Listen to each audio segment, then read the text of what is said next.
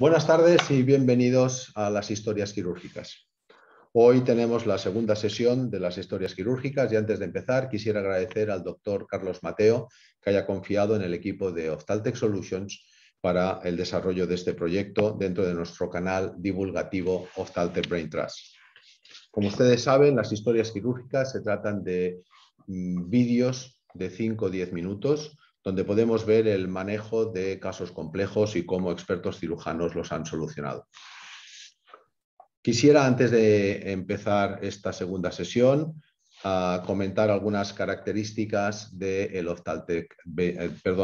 las historias quirúrgicas. Uno, que todas las cámaras de vídeo están desconectadas. Dos, que cuando ustedes quieran, durante la emisión del vídeo, nos pueden mandar todas las preguntas utilizando el chat o incluso al final del vídeo, levantando la mano, poder entrar en directo en la sesión de hoy. En esta segunda sesión contamos con 220 inscritos y en este momento me comentan que ya tenemos 60 personas conectadas. Y vamos a empezar por saludar al doctor Federico Alonso, director médico de Tecnolaser Clinic Vision de Sevilla, que nos va a presentar hoy el vídeo con el título La córnea, una historia de más de 10 años de resistencia. Doctor Federico Alonso, buenas tardes. Hola, ¿qué manera? Buenas tardes, muchas gracias por tu invitación y por esta idea que parte de Ophthaltec del doctor Carlos Mateo. Creo que es muy interesante el poder unir, por una parte, la experiencia que tenemos algunos, casos especiales, y irnos a lo práctico, a lo que es el caso clínico y sobre él pues analizarlo, que creo que es una forma más entretenida de ir aprendiendo y además permite pues cierto debate y permite además, bueno, pues no solo basarse en lo teórico, sino en la práctica clínica, en lo diario, en lo que realmente interesa, qué es lo que pasó y cómo intentamos solucionar los problemas. Muy bien. Yo quiero agradecerte tu colaboración. Siempre has colaborado con Ophthaltec Brain Trust en las ediciones desde el 2017, cuando las hacíamos en Madrid, y este año, aprovechando la idea del doctor Carlos Mateo, que las hacemos vía digital. Sin más preámbulos, porque como todo el mundo sabe, la idea es que sea una sesión de 30 minutos. Vamos a dar inicio al vídeo y recordar a todos los asistentes que nos pueden mandar las preguntas a través del chat o incluso levantando la mano para poder entrar en directo después de la emisión del vídeo. Vídeo, por favor.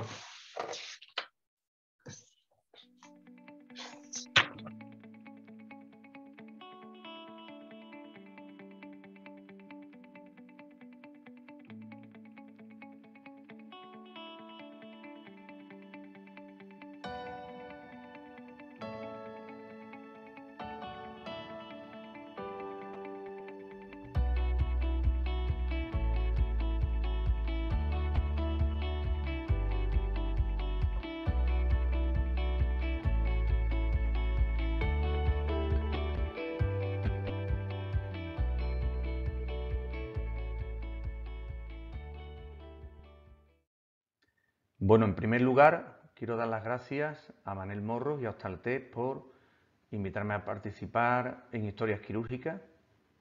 Vamos a tratar un caso que creo que puede ser bastante interesante. El título es La córnea, una historia de más de 10 años de resistencia. Estamos viendo un procedimiento quirúrgico denominado Intracor, que empezó a utilizarse aproximadamente sobre el año 2010, el cual consiste en una cirugía con láser de femtosegundo haciendo pequeñas circunferencias centradas en el ápice de la córnea para permitir un cambio de curvatura y un aumento de la prolacidad de la córnea con un aumento de la profundidad de foco. Este es el aspecto que tenía la cirugía inmediatamente después del procedimiento, a la semana, al mes y a los 3 meses. Vemos cómo estos pequeños círculos iban desapareciendo, pero incluso al cabo de años todavía se podía ver en lámpara de hendidura. Aspecto inmediatamente después de la cirugía y a los 3 meses en OCT. Esta sería la evolución topográfica previa, post, a los 2 años y la comparativa. Lo que sí veíamos que mientras que a los 6 meses de la cirugía, debido a la prolacidad de la córnea, había un adelgazamiento en el ápice de la misma, Con el paso del tiempo, el epitelio conseguía un remoldeamiento epitelial y, por lo tanto, una pequeña disminución del efecto del tratamiento. Este es el caso, paciente 47 años, considerado en aquellos momentos como ideal para el procedimiento, con buenas agudezas visuales no corregidas lejanas y con un ojo dominante derecho. Hicimos la cirugía en el ojo izquierdo. Aspecto topográfico previo a la cirugía, topografía post cirugía, y aquí vemos el comparativo con la diferencia de curvatura y el paciente satisfecho con una visión cercana de J1. El paciente le dimos el alta y al cabo del tiempo el paciente aparece en el 2014 con una conjuntivitis y queratitis por adenovirus con afectación de la parte central de la córnea y con la siguiente densitometría que estamos viendo en el pentacam. El paciente se queja de mala agudeza visual, tanto lejana como cercana, con distorsión, con muy mala calidad de visión. Comenzamos inicialmente un tratamiento tópico con corticoides y tacrolimus para ir intentando disminuir esa fibrosis corneal. Este es el tratamiento tras el tratamiento tópico. Vemos cómo la córnea fue mejorando, de tal forma de que, aunque tenía el paciente un J1, aún permanecía con baja calidad. Sin embargo, esta córnea ya nos permitió hacer, mediante el CRC-MASTE, una foto de suficiente calidad como para poder hacerle un tratamiento guiado por topografía. Este es el tratamiento que realizamos guiado por topografía en superficie para regularizar la zona central. Este es el aspecto de la topografía, pues el tratamiento topográfico. Vemos que se ha regularizado, pero el paciente ha mejorado, ha pasado de visiones muy malas a visiones de J2, un poquito peor que el tratamiento inicial tras el Intracor, pero el paciente es suficientemente satisfecho. De nuevo al paciente, pues ya le dimos el alta y al cabo del tiempo ocurrió lo siguiente. El paciente presenta catarata nuclear y subcapsular posterior. Nuestra indicación fue una lente monofocal e intentamos dejar una micro monovisión y aprovechar la hiperpolaridad de la córnea para permitirle al paciente al menos unas visiones en media distancia.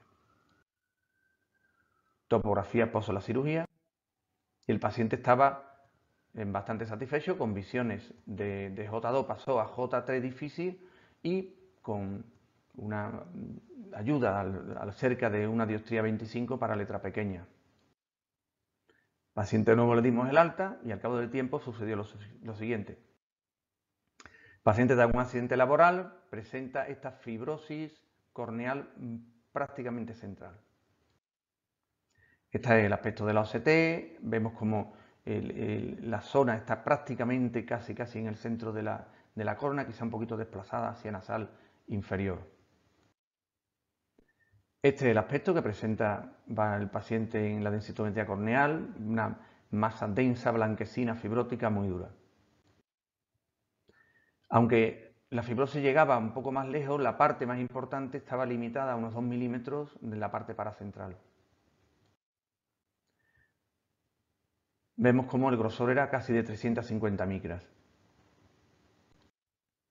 Lo que nos planteamos es ir haciendo tratamientos de PTK con un diámetro más o menos entre 2,5 y 3 milímetros y haciendo sucesivas ablaciones de 50 en 50 micras hasta que finalmente ya en la parte final hicimos ablaciones de 30 micras. Fue un tratamiento secuenciado y con algún tiempo entre unos y otros. Aspecto topográfico prequirúrgico, postcirugía después de una nueva ablación, postcirugía después de otra ablación, de tal forma que vemos en la OCT cómo esa fibrosis poco a poco va disminuyendo. Aquí tenemos ya la fibrosis de 350 micras, la hemos disminuido a 67. Aquí ya prácticamente apenas hay fibrosis. Aquí vemos que también está muy regularizada la córnea. Aquí lo vemos con una lente de contacto. Finalmente vemos como aquí ya la topografía es una córnea con bastante buen aspecto, lo cual nos permitió poder hacer un tratamiento topográfico porque ya la calidad de imágenes del CRC-MASTE no lo permitía.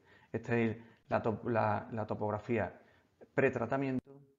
Este es el tratamiento que propusimos para regularizar la zona central. Como vemos, es un tratamiento en el que no es un tratamiento simétrico, sino que tiene su cierta simetría. Está hecho en superficie.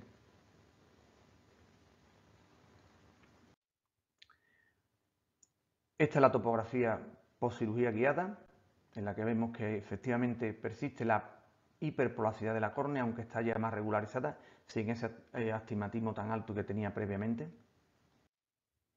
Y, igual que pasaba con el intracor, esa hiperplasticidad llevaba consigo un adelgazamiento en la parte central del epitelio. Pero sabíamos que lo normal es que con el paso del tiempo el remoldeamiento epitelial nos podría ayudar. Este fue a los 3 meses del tratamiento topográfico. Aquí vemos como efectivamente cuando ya han pasado 9 meses el epitelio de la córnea ha hecho un cordón externo de más grosor y dejando la parte central un poquito más fina, pero ya sin tener un epitelio tan fino como al principio, es decir, la córnea está con un epitelio más regularizado. Aquí vemos la diferencia, entonces fue al principio, a los 3-4 meses, y esto fue ya prácticamente entre 9 meses y 12 por el tratamiento topográfico. Gracias a ese remoldeamiento topográfico, vemos como el aspecto de la córnea a nivel de queratometría y a nivel topográfico en curvatura sagital es mucho mejor. Así vemos como, si hacemos un análisis comparativo, este fue la curvatura corneal, la topografía justo después del intracor en el 2010 y 11 años después, esto es el aspecto que tiene después de haber pasado por una queratitis con adenovirus con fibrosis, un tratamiento topográfico, luego una catarata, luego un accidente, una fibrosis enorme, una ablación por PTK secuenciada, un nuevo tratamiento topográfico. Actualmente el paciente BJ3 difícil con una dioptría 50 para cerca. Esta es la historia de la resistencia que puede tener una córnea. Muchas gracias por su atención.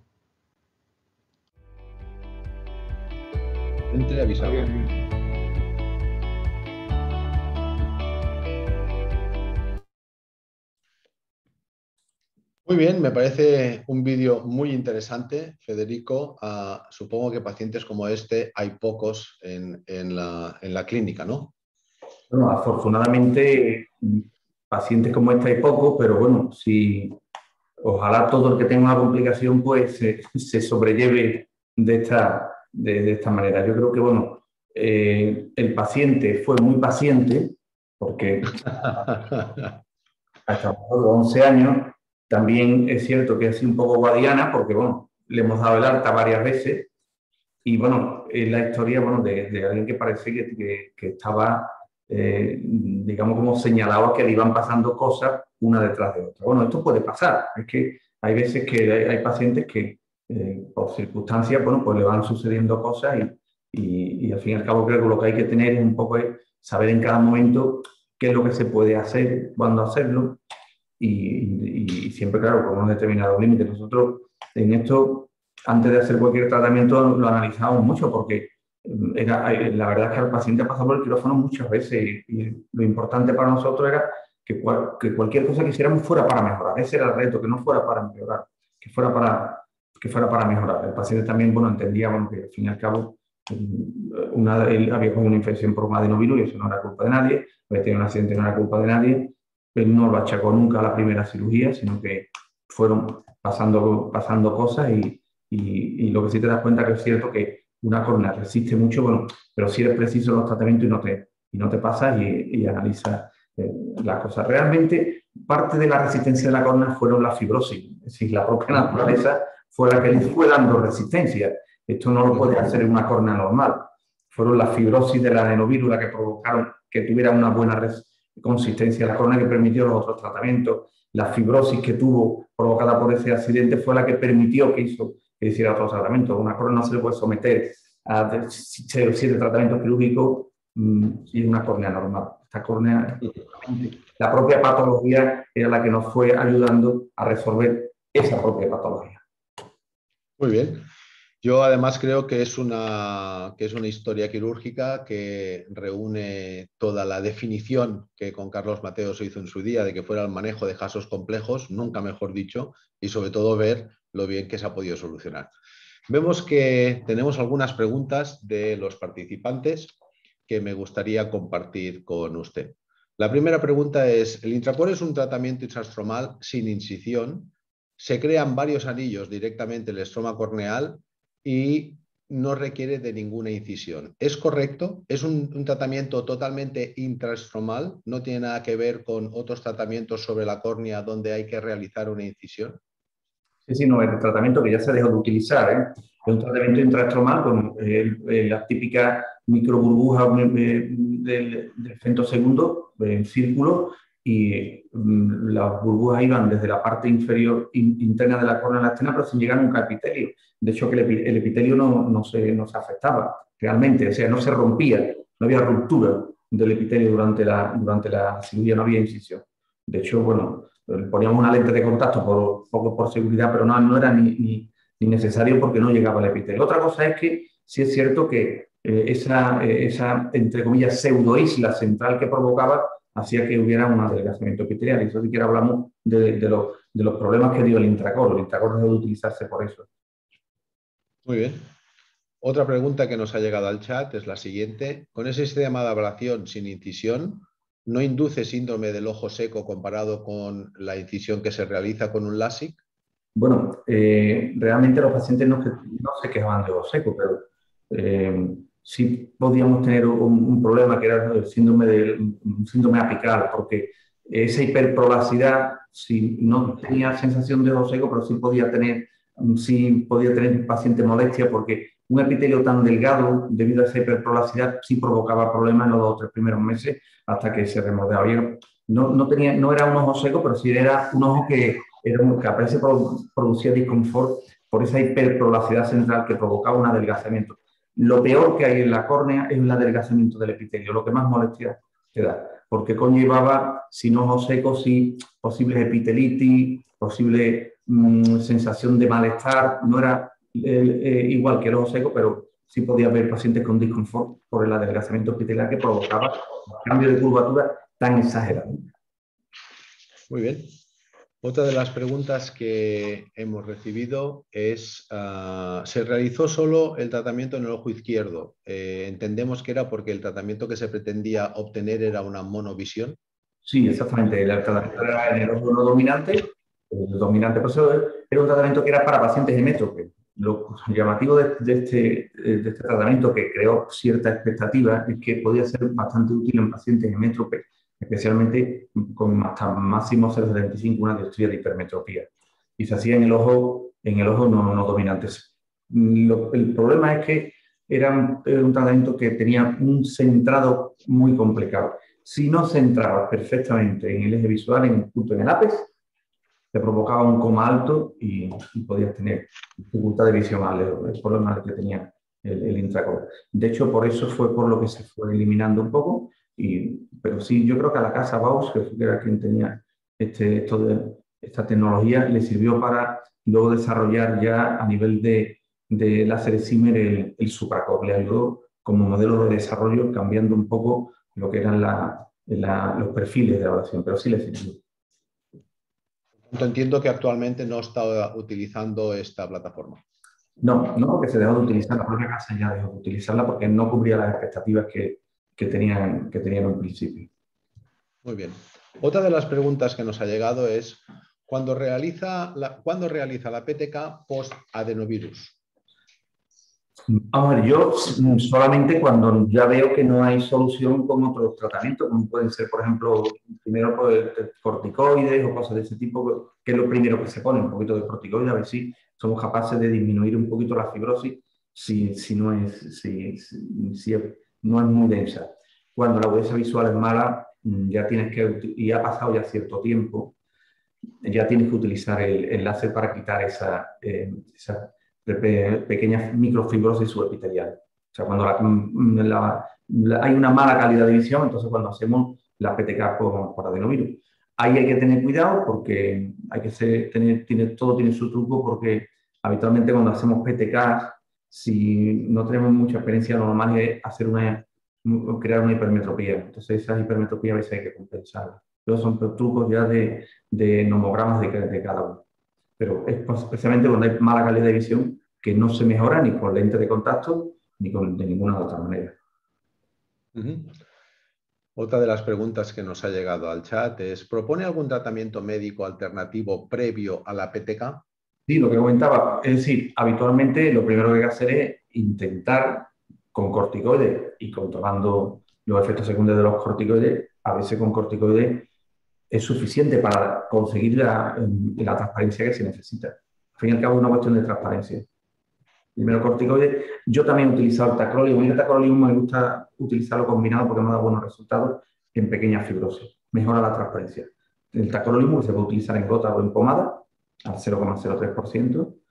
En pomada es un poco más efectivo, pero es más molesto para el paciente. Combinado con corticoides y haciendo controles, va bien. Muchas veces va bien. Incluso hace que después el tratamiento de PTK sea más común. A veces lo evita y otra vez o lo hace innecesario y otra vez hace que sea más cómodo. Muy bien. ¿Por qué lente monofocal y no otro tipo de lente intraocular tras el Intracor? Hombre, nos estamos remitiendo a una época en la que no no había la variabilidad de lentes que hay hoy en día. En esa época no había tanta variedad. Estaba la multifocal, la monofocal, y estábamos empezando con las trifocales. Evidentemente una trifocal no se podía poner, o sea, no se podía poner ninguna lente de esas características porque era los anillos sobre otros anillos. Eso hubiera sido una distorsión absoluta, eso era tremenda. Después, la hiperpolaridad de la córnea provocaba un coma tan alto que para una lente trifocal prácticamente estaba descartada.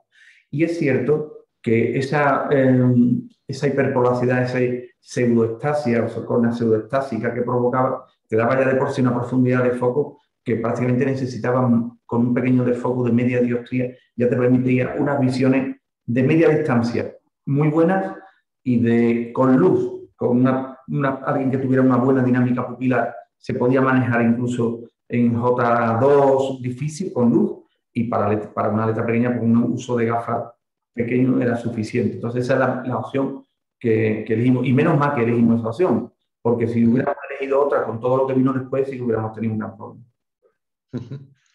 Muy bien. ¿Cuándo realiza el tratamiento topográfico? El tratamiento topográfico lo realizo cuando veo que la agudeza visual corregida en gafas no mejora mucho. Es decir, cuando hay pequeños astigmatismos irregulares, que veo que un paciente cuando se gradúa en gafas le colocas el astigmatismo y no mejora, es cuando hay que hacer un tratamiento guiado por topografía. Cuando consigues agudezas visuales perfectas con un paciente graduado, realmente no es necesario. Paciente que con -1, -1,25 te ve el 100% de visión, no hay que hacer tratamiento topográfico. Cuando lo intenta graduar y no pasa de 0,7, ahí sí hay que hacer tratamiento topográfico porque son astigmatismos que tienen una pequeña irregularidad. Y aquí hay que hilar muy fino los tratamientos topográficos. El problema es que hay que hilar muy fino, porque ahí el rebordamiento epitelial está en la clave de bóveda de estos tratamientos. Muy bien. ¿Qué le parece el tratamiento con enmascaramiento usando viscoelástico en fibrosis con alta densidad corneal? Bueno, eso es obligatorio, como quien dice, porque cuando tienes una fibrosis muy densa, tenemos que pensar que los láseres Siemens están preparados no para el epitelio, ellos están preparados para una córnea normal y para un estroma normal, no para un epitelio. El epitelio tiene una densidad diferente al estroma y una fibrosis tiene una densidad absolutamente diferente al estroma. Entonces, cuando tú planeas en una fibrosis 50 micras, en una PRK 50 micras, eso es para una córnea normal. Para una córnea fibrótica no te va a relacionar 50 micras, porque es mucho más densa. Entonces, necesitas hacer mucho más tratamientos. Tú planeas 50 micras, pero realmente estás quitando 25 metros. Entonces, la única manera de intentar evitar que los impactos den en la córnea es haciendo un enmascaramiento con viscoelástico. Yo siempre hago enmascaramiento con viscoelástico porque el tratamiento que voy a hacer, si es un tratamiento, por ejemplo, tenemos que eliminar 300 micras, Ahí porque, y lo hacíamos sobre una zona muy pequeña, de 2,5 milímetros, 3. Pero de otra forma yo por si la mosca siempre ponía un poco de viscoelástico para evitar pequeños impactos. Lo que te va a permitir es, sobre todo en fibrosis grande, que no toques la córnea, porque va a tener que repetirlo mucho. Porque lo que tú programas luego sobre la dureza de la fibrosis no es real. Eso no es real porque es que hay fibrosis muy dura. Se necesita repetir continuamente. Hay veces que tú dices, bueno, básicamente es que he quitado 200.000, luego te vas a 200 y no has quitado ni 80. Muy interesante. Medida preventiva. Es bueno hacerlo. Muy bien. ¿Cuál es la importancia del epitelio en tratamientos guiados por topografía? La importancia es que sí, es que es la clave, porque el problema está que cuando hacemos una topografía, lo hacemos con el epitelio y los astigmatismos irregulares, cuando el epitelio de la córnea va a ser diferente. Si tienes un mapa epitelial y es absolutamente homogéneo, la importancia del epitelio es nula, no pasa nada, porque puedes eliminar el epitelio y después hacer la ablación. Pero cuando tienes un mapa epitelial que no es homogéneo, ahí tienes que hacerlo de otra manera, porque si quitas el epitelio, ya la topografía que has hecho no te sirve. Muy bien. Y creo que la última pregunta que tenemos en el día de hoy es ¿alguna recomendación tras cirugía PTK? Bueno, yo tras cirugía PTK, cuando le he estado trabajando mucho, yo siempre utilizo el Endorel, el PRGF, siempre utilizo el PRGF, ¿no? Y PRGF, siempre. Creo que uno de los problemas que hay es que cuando hacen muchas ablaciones o castigan mucho la córnea, es que se te transforme los queratocitos en fibroblastos y si ya se te transforman en fibroblastos, están muertos en combate. Entonces, tienes que mantener unos corticoides suaves durante mucho tiempo y para evitar el uso excesivo de corticoides, el PRGF es magnífico. Yo siempre lo utilizo, lo aconsejo y lo exijo. Y como mascaramiento que he visto por ahí, sí, me gusta utilizar la metilcelulosa.